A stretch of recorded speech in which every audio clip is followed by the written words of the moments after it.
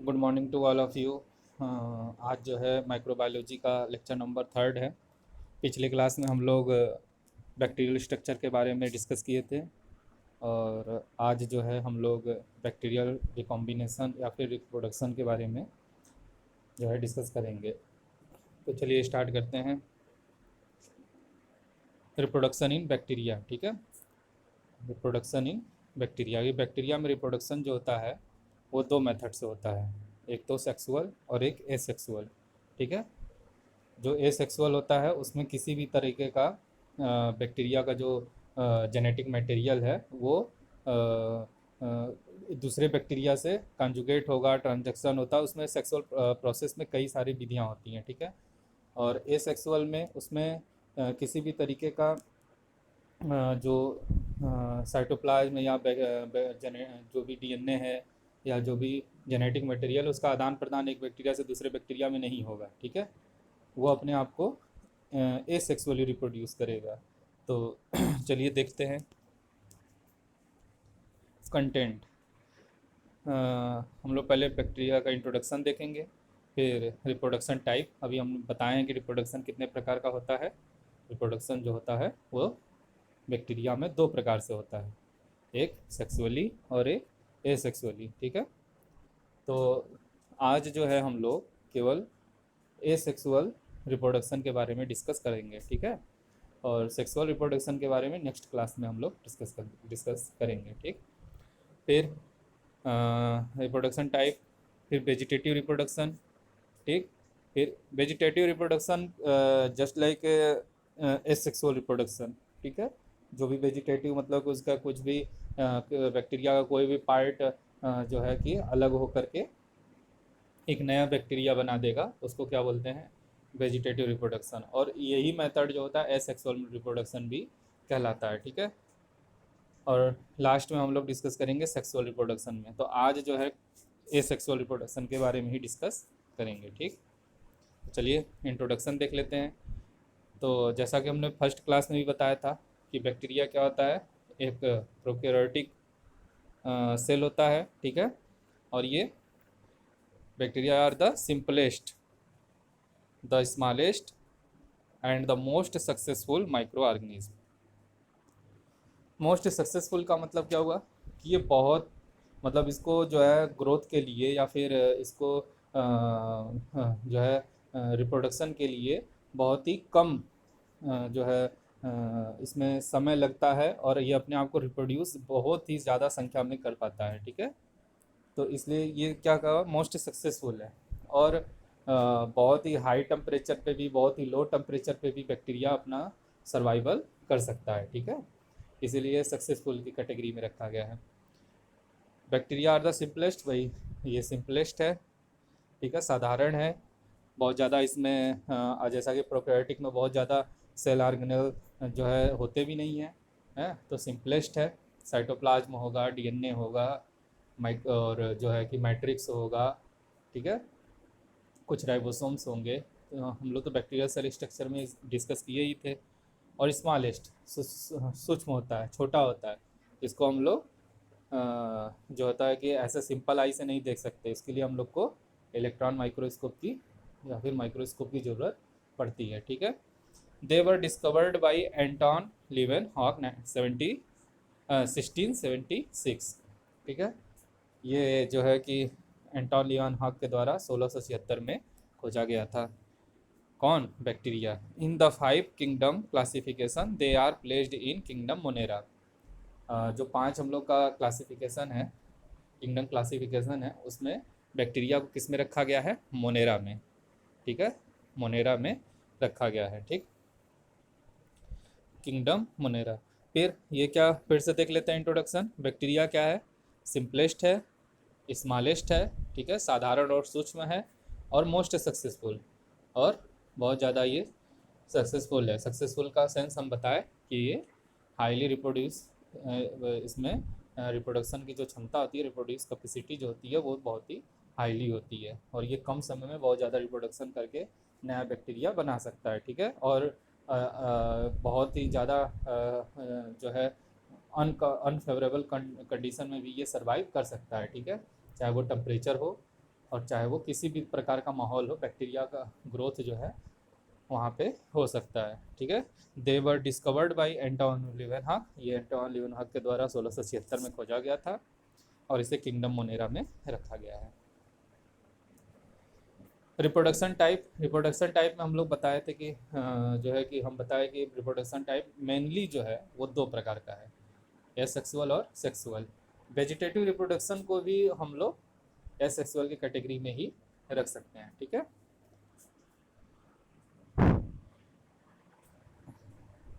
चलिए देख लेते हैं वेजिटेटिव रिप्रोडक्शन। वेजिटेटिव रिप्रोडक्शन में budding in this case a small protuberance called bud develops at one end of the cell.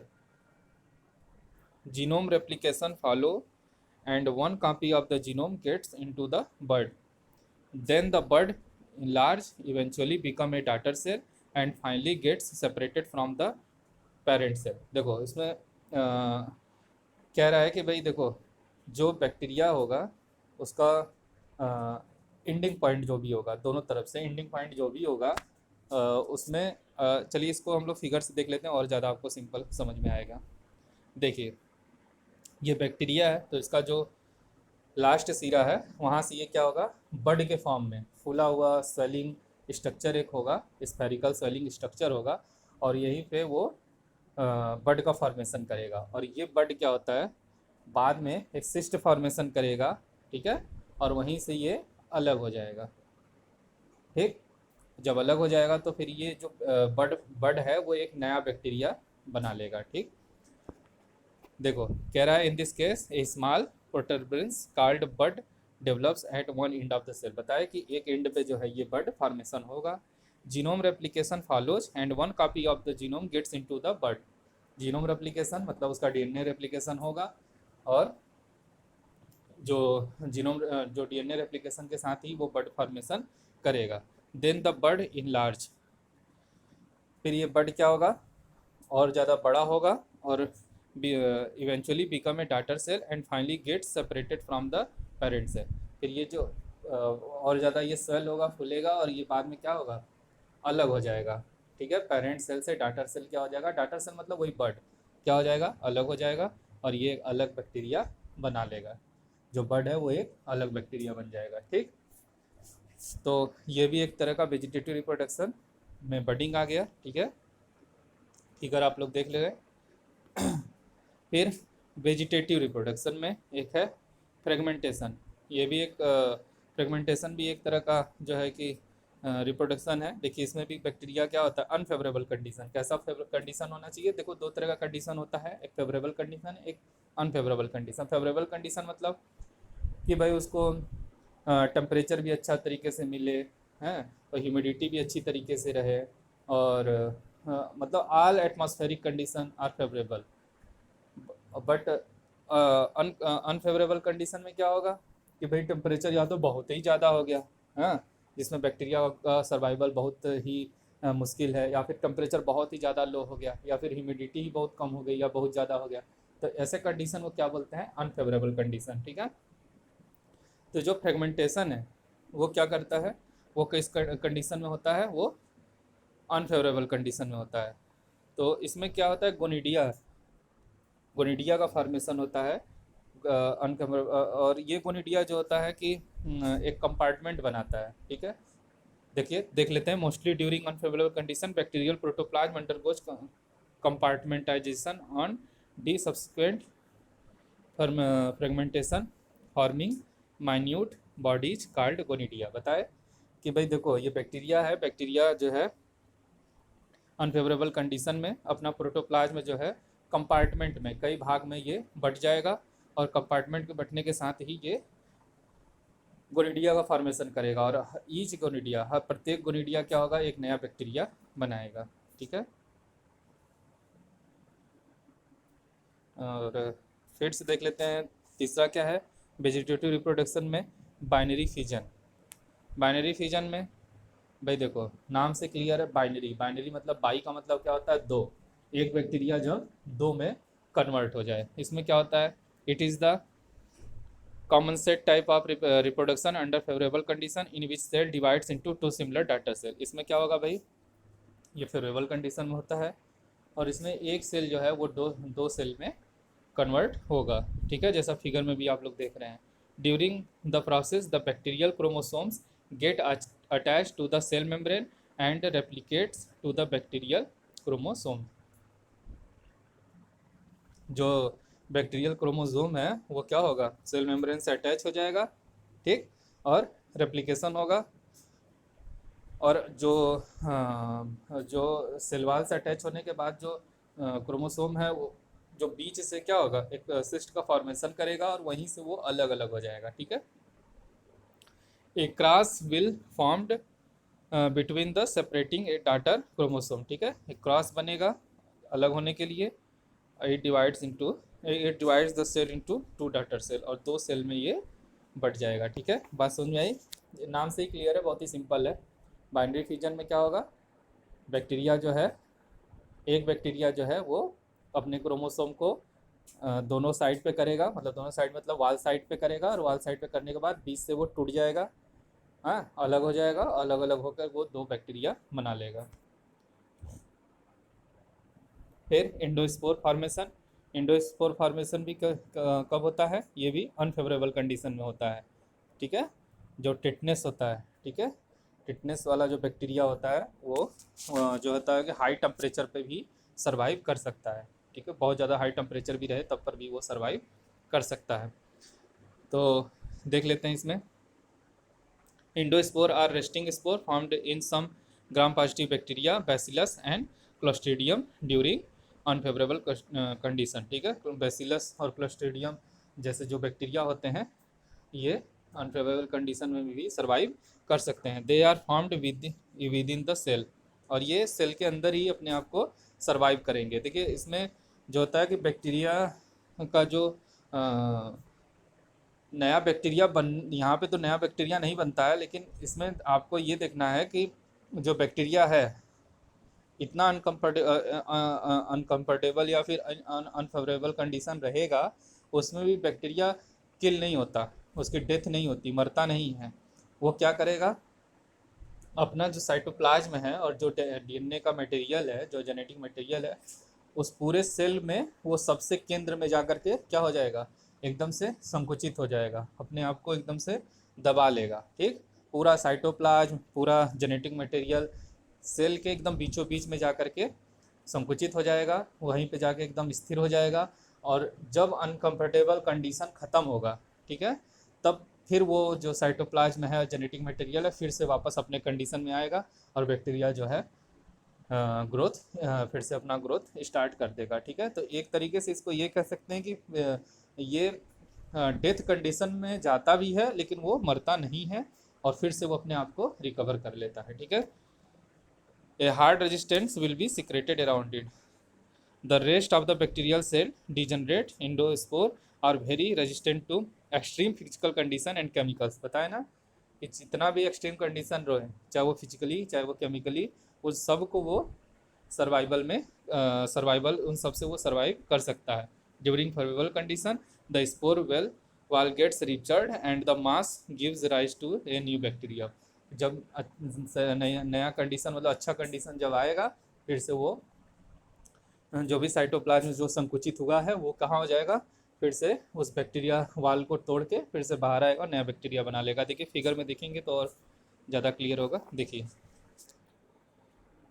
यहाँ पे बैक्टीरिया है, बैक्टीरिया देखिए अपने जो सेल वो है साइटोप्लाज्म है और वो जेनेटिक मटेरियल है उसको देखो एकदम एक सिरे पे लेके चला गया अनफेवरेबल कंडीशन पे, ठीक है। और जैसे ही फेवरेबल कंडीशन आया वो बाहर निकला और बाहर निकल के फिर से एक नया बैक्टीरिया बना लिया, ठीक है।